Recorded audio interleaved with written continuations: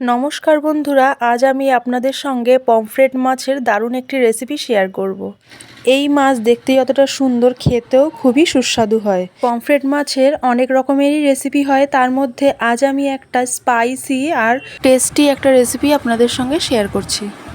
রেসিপিটা বানানোর জন্য প্রথমেই আমি এখানে 4টে মিডিয়াম সাইজের পমফ্রেট মাছ নিয়ে নিয়েছি। তার মধ্যে আমি পরিমাণ মতো নুন, হলুদ আর লঙ্কার গুঁড়ো দিয়ে মাছটাকে ভালো করে মেখে নেব। মাছগুলোতে ভালো করে নুন হলুদ মাখিয়ে নেওয়ার পরে কড়াইটাকে ভালো করে গরম করে কড়াইয়ের মধ্যে পরিমাণ মতন সর্ষের তেল দিয়ে দেবো।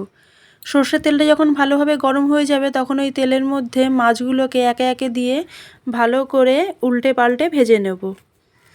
মাছগুলো ভাজার সময় গ্যাসের ফ্লেমটাকে মিডিয়ামে রেখেই মাছগুলোকে ভাজতে হবে। এখানে মাছগুলো আমি খুব বেশি কড়া করে ভাজবো না, একটু নরম থাকা অবস্থায় মাছগুলোকে তুলে নিতে হবে।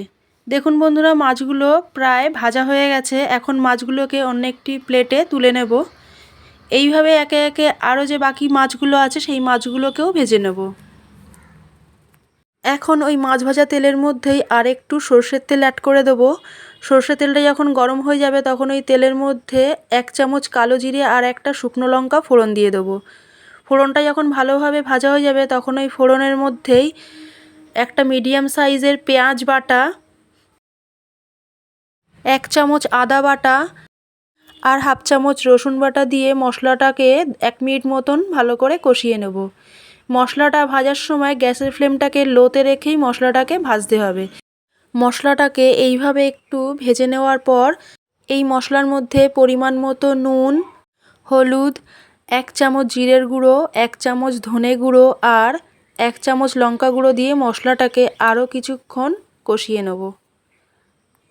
এখানে যেহেতু গুঁড়ো মশলা ব্যবহার করেছি তাই মশলাটা কষানোর সময় যাতে পুড়ে না যায় তার জন্য অল্প একটু জল দিয়ে গ্যাসের ফ্লেমটাকে লোতে রেখে মশলাটাকে বেশ কিছুক্ষণ সময় ধরে কষিয়ে নেব। এইভাবেই মশলাটা কষানোর পর মশলার গা থেকে যখন তেল বেরিয়ে আসবে তখন এই মশলার মধ্যে 2 চামচ ফেটানো টক দই দিয়ে মশলাটাকে আরও 10 সেকেন্ড মতন কষিয়ে নেব। এখানে আমি আগে থেকেই 2 চামচ টক দই একটা আলাদা বাটিতে ফেটিয়ে রেখে দিয়েছিলাম। এখানে সরাসরি টক দই দিলে টক দইটা ফেটে যাওয়ার সম্ভাবনা থাকে, তাই যে কোনো রান্নায় টক দই ব্যবহার করার আগে একটু ফেটিয়ে নিতে হয়। এখন মশলাটা ভালোভাবে কষানো হয়ে গেছে। এখন এই মশলার মধ্যেই পরিমাণ মতন জল দিয়ে মশলাটাকে ভালো করে জলের মধ্যে মিশিয়ে নেব। এখন গ্যাসের ফ্লেমটাকে মিডিয়াম টু হাইতে রেখে ঝোলটাকে 2 মিনিট মতন ফুটিয়ে নেব।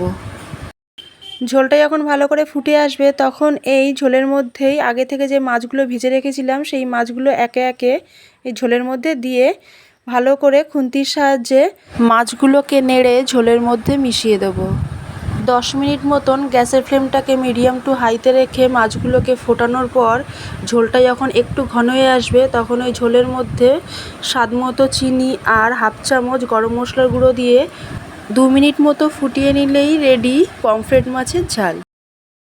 বন্ধুরা, পমফ্রেট মাছের রেসিপিটি যদি আপনাদের ভালো লেগে থাকে তাহলে অবশ্যই কমেন্টে জানাবেন আর একটা লাইক দিয়ে রেসিপিটাকে শেয়ার করার অনুরোধ রইল। আজকের মতো এই পর্যন্তই। আবারও দেখা হবে নতুন একটি রেসিপি নিয়ে আপনাদের সঙ্গে।